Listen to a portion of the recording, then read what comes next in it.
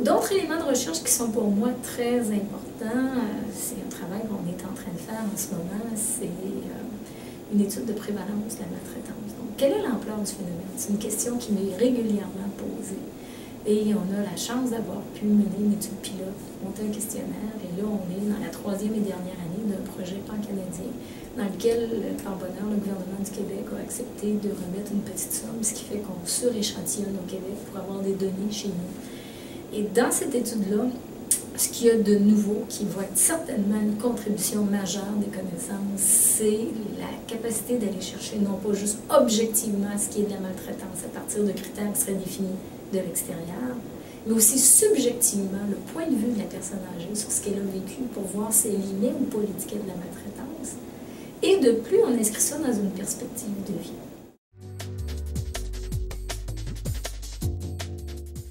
Si je te réponds maintenant au niveau des politiques publiques, les impacts de mes travaux de recherche, j'ai eu la chance, moi, à partir de 2008, de travailler de près avec le gouvernement du Québec dans la rédaction du premier plan d'action gouvernemental pour contrer la maltraitance envers les aînés. Plan quinquennal qui est sorti en 2010 et qui est renouvelé ou prolongé, en fait, jusqu'en 2017. Et on sent qu'il y a déjà une volonté gouvernementale pour penser une suite à ce plan-là, donc ça ne s'arrête pas là.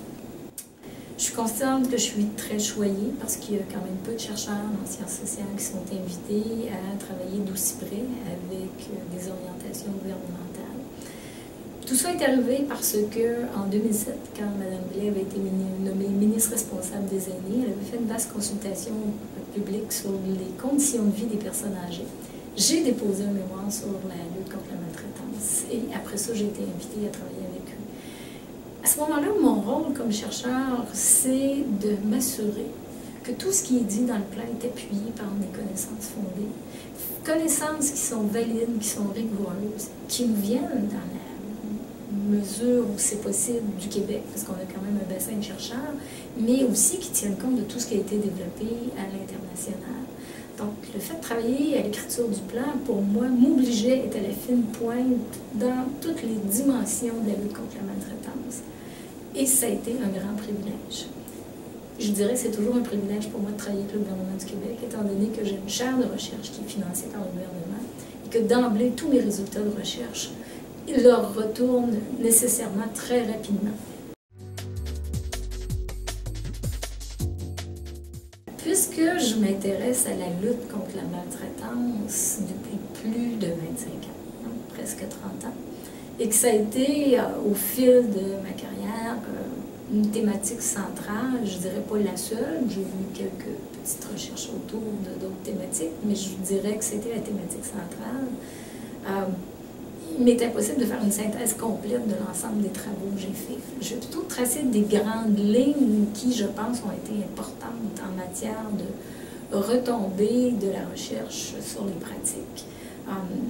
Une des préoccupations que j'ai, et ça depuis plus de 15 ans, c'est de pouvoir, quand c'est possible, développer des outils qui retournent vers les intervenants. Ces dernières années, on parle beaucoup plus de guides de pratique. C'était peut-être un vocable qui n'était pas présent au moment où je l'ai commencé, mais c'était déjà une préoccupation.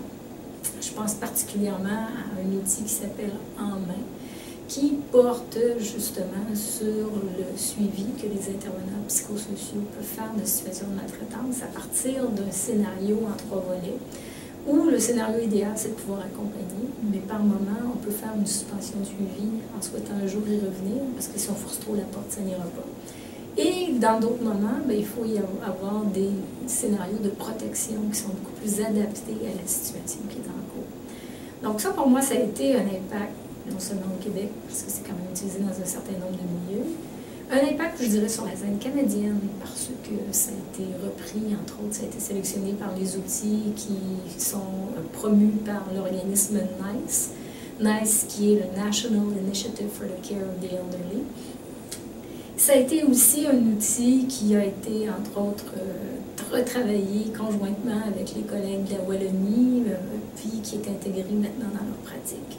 Donc là, je pense que ça, c'est une belle illustration d'un travail de recherche qui nous permet de pondre un outil, et cet outil-là, on continue à le bonifier et à le modifier au fil des usages dans la pratique. Donc, c'est une itération régulière, Et ça, je pense que ça permet de continuer. L'autre élément que j'ai oublié de nommer, qui était très important pour moi, c'est qu'en main a été aussi repris comme un élément de la trame du guide de référence que les coordonnateurs régionaux du Québec ont fait.